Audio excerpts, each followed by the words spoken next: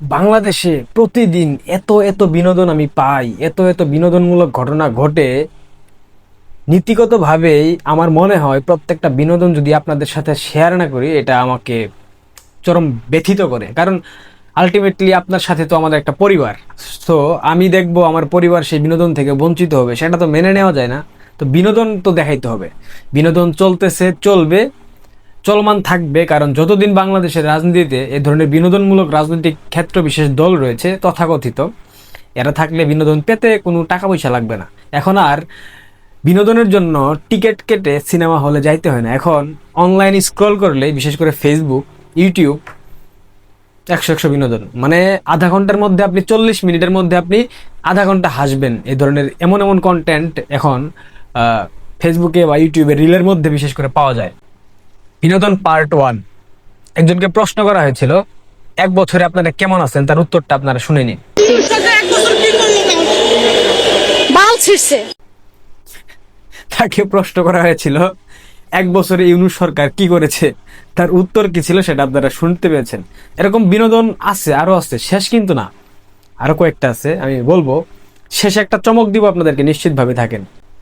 Second বিনোদন, গতকাল জাতীয় চাঁদাবাজ পার্টির যে সমাবেশ ছিল শহীদ মিনারে, টুকাইদের ভাড়া করে এনেছিল দেশের বিভিন্ন প্রান্ত থেকে টাকা পয়সার মাধ্যমে। তো সেই সমাবেশে সেই তথাকথিত জাতীয় চাঁদাবাজ পার্টির যে সমন্বয়ক, যে প্রধান নাহিদ ইসলাম একটা বক্তব্য দিয়েছে। তার বক্তব্যের একটা অংশ আমি আপনাদেরকে একটু শোনাই। অত্যাধুনিক surface two air missile system এর মাধ্যমে একটি শক্তিশালী আকাশ প্রতিরক্ষা গড়ে তুলব।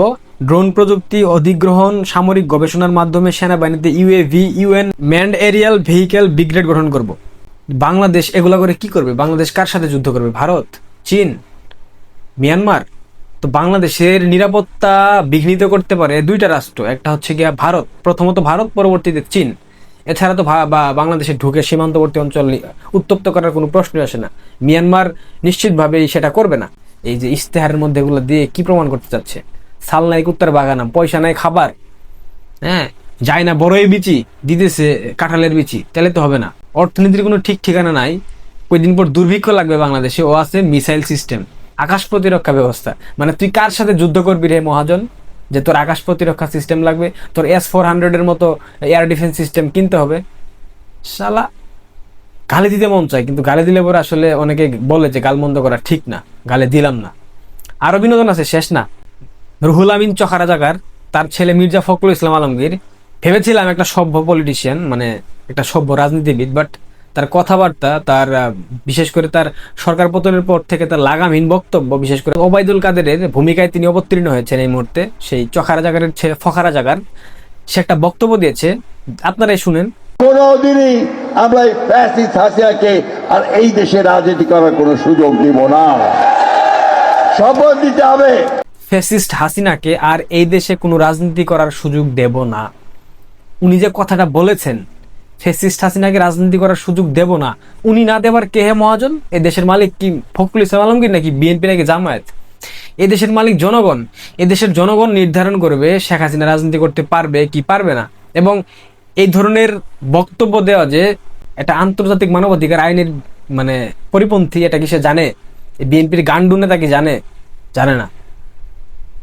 মানে ফেসিস্ট শুধু শেখ হাসিনা। হ্যাঁ, শেখ হাসিনা যদি অন্যায় করে থাকে বিচার হবে, সেটা আইনি প্রক্রিয়ার মাধ্যমে হবে, সেটা আদালত বিচার করবে। আর তিনি রাজনীতি করতে পারবেন কি পারবেন না সেটা নির্ধারণ করবে বাংলাদেশের সাধারণ জনগণ, যারা ভোটার, যারা এই দেশের মালিক। গণতান্ত্রিক রাষ্ট্র তো নাকি? বলার নাই আসলে। বিনোদন বললাম না, বিনোদন দেখতে দেখতে অতিষ্ঠ হয়ে যাচ্ছে, অতিষ্ঠ। আরো আছে, শেষ না। গতকাল ছাত্রদল শাহবাগে যে সমাবেশ করেছে, সেই সমাবেশে তারা যে পোডিয়ামটা ইউজ করেছে, আপনারা খেয়াল করেন ছবিতে, এই পোডিয়ামটা হচ্ছে গিয়ে গণভবন থেকে 5ই আগস্টের পর, সরকার পতনের পর চুরি করা পোডিয়াম। এবং সরকারি পোডিয়ামের মধ্যে শাপলা প্রতীক দেওয়া থাকে, যেটা অন্য কোথাও দেওয়ার নিয়ম নাই, এটা আইন পরিপন্থী। ছাত্রদলের সমাবেশে বক্তব্য দিয়েছেন নেতারা সেই চুরি করা পোডিয়ামের মধ্যে। কি বিনোদন বলেন? এত বিনোদন আসলে ফ্রিতে পাবেন? এই জন্য বলি, সাবস্ক্রাইব করেন, লাইক কমেন্ট শেয়ার করেন, অনেক বিনোদন দিতে পারবো, সমস্যা নেই। অনেক অনেক আছে স্টকে, অনেক। সামনের দিনে আর অনেক পাবেন। আর একটা চমৎকার বিনোদন আছে, শুনবেন না? মিস করা যাবে না তো, শুনতে হবে। এটা আরো চমৎকার বিনোদন, শুনেন, নিজের কানে দেখেন আর শুনেন। আপনি ছাত্রদলের আমি এবং ছাত্রদলের কোন দায়িত্বে রয়েছে? আমি এখন বর্তমানে সেক্রেটারি আছি ছাত্রদলের। কোন জেলা? কোন জেলা? সুনামগঞ্জ। উনাকে কি আপনাদের কোনো অ্যাঙ্গেল থেকে দেখে মনে হয় উনি ছাত্র? উনার ছাত্রত্ব আছে।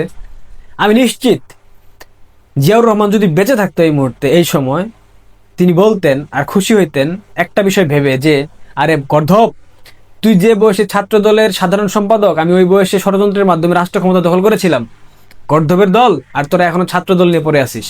এটা বলতো নিঃসন্দেহে, আমি একদম হলফ করে বলতে পারি এই কথা জিয়াউর রহমান বলতো, না বলে থাকতে পারতো না। কি বিনোদন শেষ? নো ওয়ে, আরো আছে, শেষ হয় নাই। আমরা দুই হাত তুলে আমাদের ভারপ্রাপ্ত চেয়ারম্যান জনাব তারেক রহমান দেখিয়ে দিচ্ছি, ছাত্রদল সম্পূর্ণরূপে প্রস্তুত রয়েছে। যেদিন জনাব তারেক রহমান নির্দেশ দিবেন। জাতির নব্য জনক তারেক রহমান কি জাতির জনক হয়ে গেল? কোন জাতির জনক? যাই হোক, একটা গান মনে পড়তেছে আমার। বিনোদন তো দেখলেন আজকের মতো এ পর্যন্তই, আরো বিনোদন দেখবেন। তবে একটা গান মনে পড়তেছে, পাল পাল না মানে টিঙ্কু জিয়া। বুঝছেন তো কি গান? তো টিঙ্কু জিয়া আগে দেশে আসুক, দেশের দায়িত্ব নিক, নির্বাচন হোক, ভোটাধিকার প্রদানের মাধ্যমে জনগণ তাকে নির্বাচিত করুক, সংসদে বসুক, প্রধানমন্ত্রী হোক, এরপর দেখা যাবে সে জাতির জনক নাকি অন্য কিছু। এভাবেই চলছে আমার সোনার বাংলাদেশ। এখানে এক একটা সার্কাস, এক একটা চরিত্র, এক একজনের কথা বলা, এক একজনের কথা বলার ধরন, এক একজনের বাচন ভঙ্গি, এক একজনের শব্দচয়ন দেখলে পরে টাকা দিয়ে অর্থ ব্যয় করে আর বিনোদন নিতে হবে না। এরা এক একটা বিনোদনের খোরাক, এক একটা বিনোদনের কি বলবো বাক্স। তো যাই হোক, টিঙ্কু জিয়ার সৈনিকেরা নতুন জাতির পিতা ঘোষণা করে দিয়েছেন। ধন্যবাদ আপনাদেরকে। ভালো থাকবেন সবাই, সুস্থ থাকবেন। ধন্যবাদ।